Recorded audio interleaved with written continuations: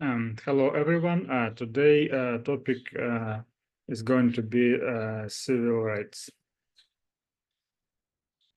These are things we are going to discuss today. And these are learning outcomes for the next couple of minutes. Thing is, what is this concept civil rights? It's protection by government that people should not be discriminated based on their like age, gender, sex, ethnicity, nation of origin, stuff like this. The most basic civil rights in this country are written in Bill of Rights, like 10 amendments. A very important civil right is right to vote, but it was a process. Initially, only white men with a certain income have been eligible to vote in US elections, and gradually, like all white men have been able to vote. Then women finally got the right to vote, and then African Americans and minorities have got protection and right to vote in Civil Rights Act of 1964. But thing is, in Republican states, they try to limit minority vote participation because minorities usually vote more for Democrats than for Republicans, and this is why in many Republican states they have strict voter ID laws which prevent minorities from voting.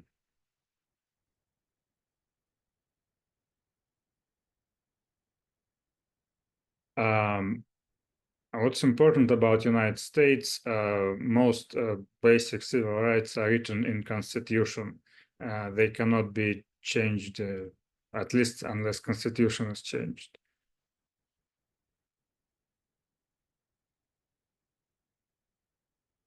And two kinds of civil rights, positive and negative. Positive stuff government must protect, and negative rights that government cannot restrict.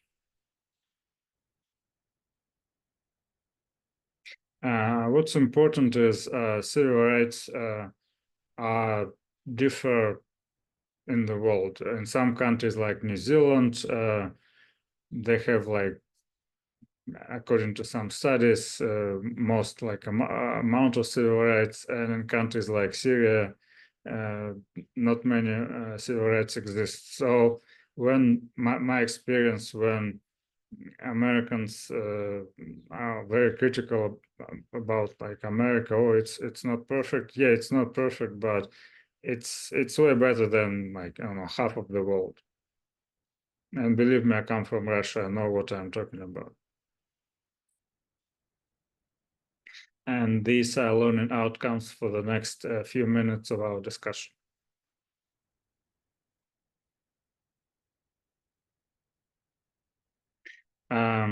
Important aspect of civil rights is a discussion about minorities and majorities.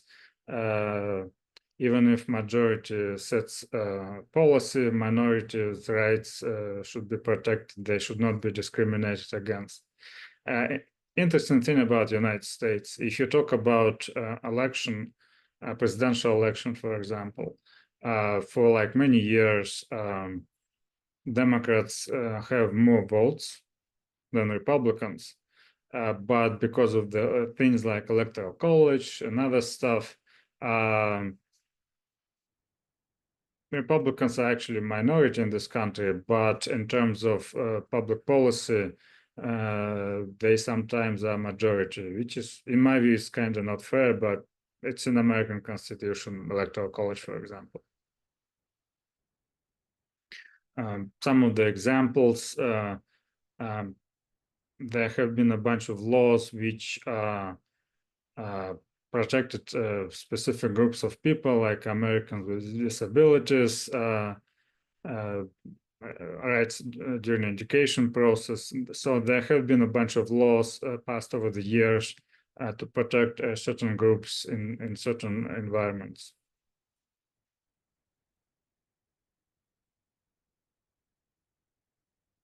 An important thing about majority minority stuff and their like political cultures, one of the examples would be rights of LGBTQ people.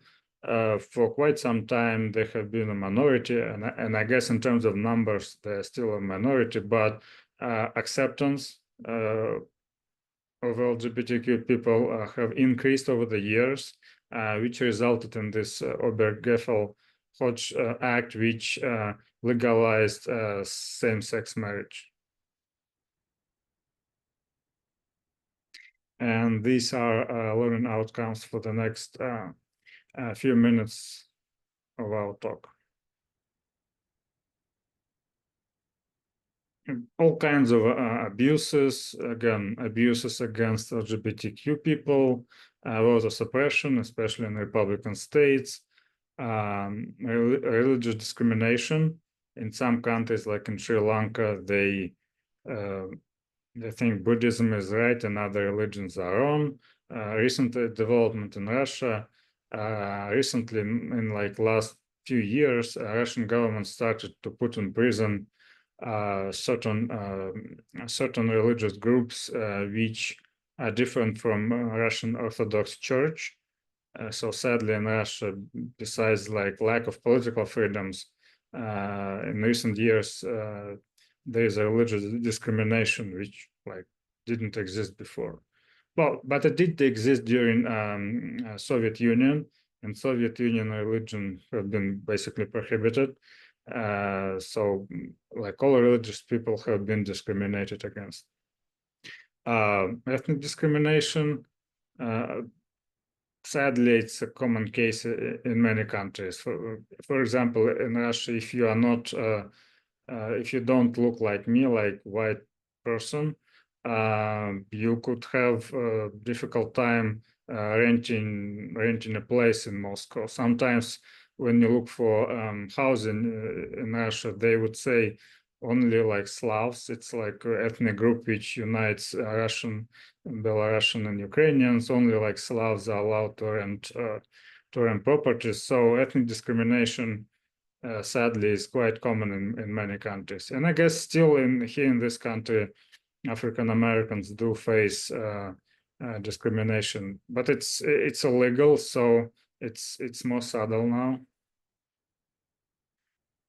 And in America, the most obvious case, Native Americans, which have been displaced and like horrible history. Yeah, one of the saddest examples of discrimination in this country are encampments, where American citizens of Japanese origins have been like put into camps. It's kind of resembled Nazi Germany. The difference would be Nazi Germany, they killed Jews. And in this case, thank God, nobody was killed, but they still have been put in camps.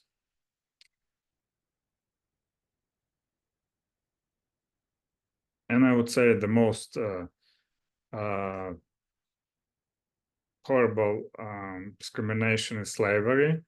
It was in America until Civil War ended it. But in some countries around the world, it still does exist. So, yeah.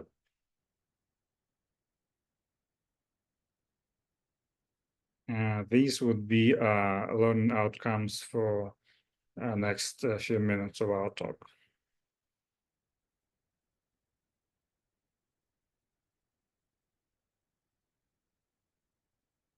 Yeah, these are examples when certain people start to talk about civil rights, and like the most here in this country, Martin Luther King he led civil rights movement. Mahatma Gandhi led independence movement in India. So sometimes a powerful example by one person could generate a whole movement, which sometimes results in a major change in public policy. Yeah, another recent example is Black Lives Matter movement. I have talked to my students. Sometimes I see one or two students in class who participated. And important consequence of that movement that some people who became leaders in this movement, they are now members of Congress, so they can contribute to making policy changes. For example, there recently, like a few years ago, there have been significant criminal justice reform. So activists from Black Lives Matter movement have been able to contribute to development of that reform. Another important movement is Me Too, about sexual harassment, mostly women, but in some cases men, and it helped to raise awareness of this about this issue, and more in education. By the way, since 1960s, Higher Education Act was passed. Every university has to have Title IX officer. It's like actually a group of individuals at university whose goal is to investigate sexual harassment allegations. And if those allegations are true, people get fired, even if they have tenure. So in universities, it's taken usually more seriously. But since Me Too movement, people are more likely to like express their grievances. So again, if something happens to you, you must report it to a Title IX officer at Drexel. These are learning outcomes for the next couple of minutes.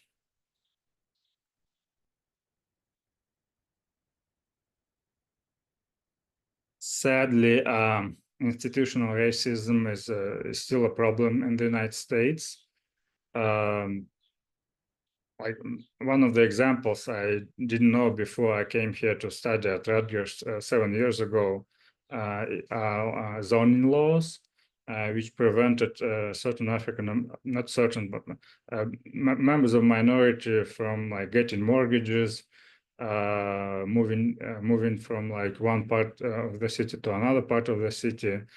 So there are lots of practices, and even now there have been studies where researchers conducted experiments and sent out resumes, basically identical, but some names looked like obviously white, like John Smith, and some names looked more like this person could be a member of minority, and white people get more requests for like interviews, like Zoom interviews, than people who have been perceived by HR as members of minority. So racial discrimination sadly still exists in the United States. There are a couple of ways, not couple, depending on branches of government, 3 ways how discrimination could be addressed. Here in this country,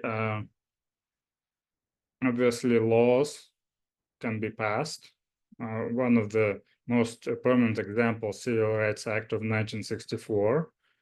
Then Supreme Court can make a decision to protect certain rights, like Roe v. Wade decision. But the same Supreme Court, all different people, they made this Dobbs decision, which basically abolished federal protection for abortions. Another example of pretty bad Supreme Court decision is Citizens United decision, which allowed unlimited amount of money to be contributed to elections.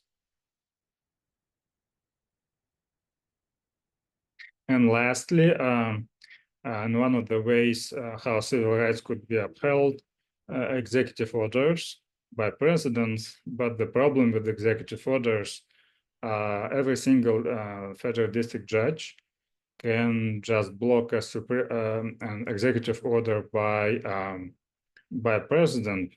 One of the examples, pretty good decision.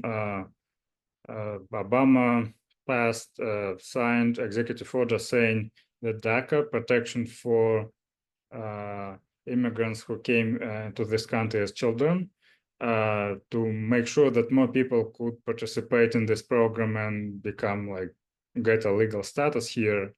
But a bunch of Republican states, they appealed this